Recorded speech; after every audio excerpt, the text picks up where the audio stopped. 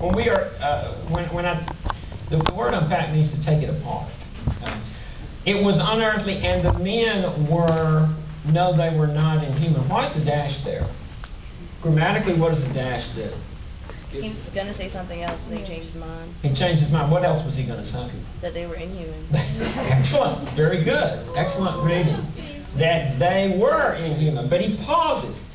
It was unearthly, and the men were, no, they were not inhuman. Well, you know, that was the worst of it. This suspicion of their not being inhuman. It would come slowly to one. They howled and leaped and spun and made horrid faces. But what thrilled you was just the thought of their humanity, like yours. The thought of your remote kinship with this wild and passionate uproar. Ugly. Yes, it was ugly enough. But if you were man enough, you would admit to yourself that there was in you just the faintest trace of a response to the terrible frankness of that noise. A dim suspicion of there being a meaning in it which you so remote from the night of first ages, could comprehend. And why not?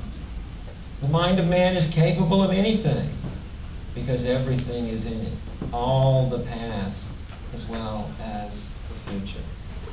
Notice the sense of the reaction here. Also notice the sense of Marlowe being confused, stumped, not knowing what to make out of this. Also notice the assumptions he brings to it. That even if these people are human, right? That even if these people are human, they're human in the sense of being primitive, way before us, right?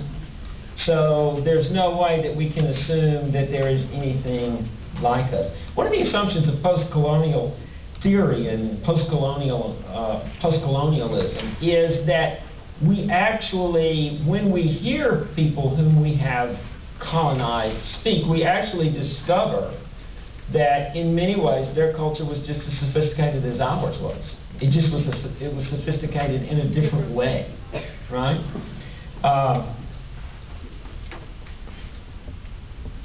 Okay, I'm going back to this question of what to focus on in Heart of Darkness, and I'm moving along quickly because Kurtz, one of the most famous villains in all of literary history. And he is very hard to wrap your mind around, just as he is very hard for Marlowe to wrap his mind around. I've put up here all of the things that he is supposed to be.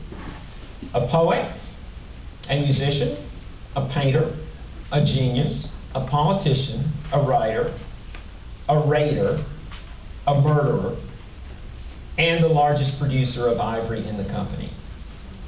Furthermore, his name in German means short, and the first time Marlowe encounters him, he says he looked 7 feet tall. Despite all of these qualities that are attributed to him, Marlowe states late in the tale that he has no idea what Kurtz's profession is. Ambiguity? And then he makes this statement. There was nothing either above or below him, and I knew it. He had kicked himself loose of the earth. Confound the man. He had kicked the very earth to pieces. He was alone, and I before him did not know whether I stood on the ground or floated in the air. Who can unpack that statement for me? What does that mean? He had nothing above him or below him. Nothing to hold him down? Or did you say hold him down or hold him back? Hold him down, okay? Other ideas on this statement? His status is ambiguous. Bart, his status is ambiguous? Maybe he existed outside of the conflict. Okay, he existed outside of the conflict. Is there any law that he obeys? Only his own, right? That's a scary idea. And that's part of what this journey is all about, is getting to that place where someone has decided, I can do anything I want. I can do anything I want to do. There is no rule of law here. There is nothing that will prevent me from killing you if I want to. Right? If I want your purse, and you won't give it to me, there's nothing to prevent me from killing you.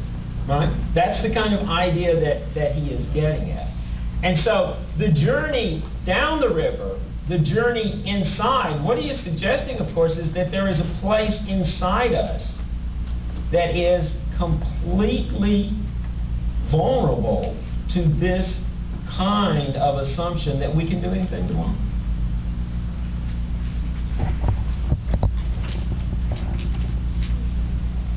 Notice the effect of Kurtz on Marlowe. And this is probably the most puzzling part of the novel. When Marlowe almost dies, this statement, which I'm not going to read to you for the sake of time, but this statement actually exposes the way in which Marlowe comes to the judgment that Kurtz is a remarkable person. That's probably the most ambiguous thing in the novel, that ultimately when Marlowe leaves Kurtz, or when Marlowe buries Kurtz and leaves the Congo, he ultimately becomes a person who says he was a remarkable person. He says that because Kurtz had something to say at the end of his life. And that was the famous statement, the horror, the horror. Marlowe felt he would probably have nothing to say at the end of his life. Strange thing. Does this mean that Marlowe has been so affected by the journey into this unknown realm, by the experience of Kurtz, that he has now become like Kurtz? That he has become transformed? Who knows? I want to show you a clip of Apocalypse Now, and this will take only about 5 minutes. But before I get to it, let me give a brief introduction. One of the things about this story that has made people come back to it again and again and again is the fact that it applies to so many different situations. And so in 1979, approximately 5-6 years after the Vietnam War ended, a movie was made that used Heart of Darkness as the plot, essentially. And what the movie maker Francis Ford Coppola did was he took the story and he put it into the context of the Vietnam War.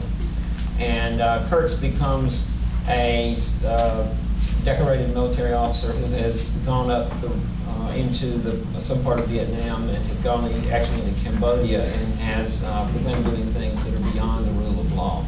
So I thought we'd look at a clip of that as our last thing. And let me see. Now, I'm hoping this is going to work.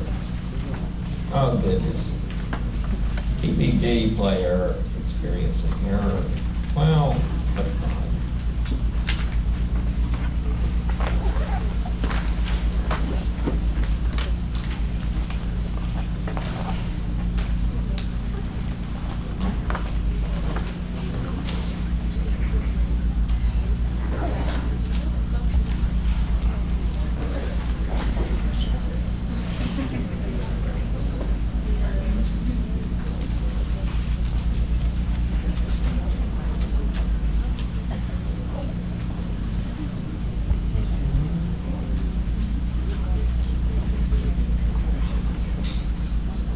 Okay.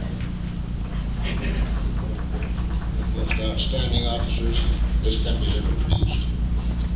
He was great. He was outstanding every way. He was a good man, too. Humanitarian man. And of wit and humor. He joined the Special Forces. After that, his ideas, methods, became unsound.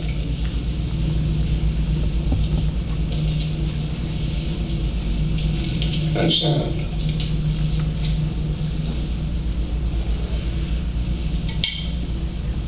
Now he's crossed into Cambodia with this Montagnard army of his that worship the man like a god and follow every order, however ridiculous. Well, I have some other shocking news to tell.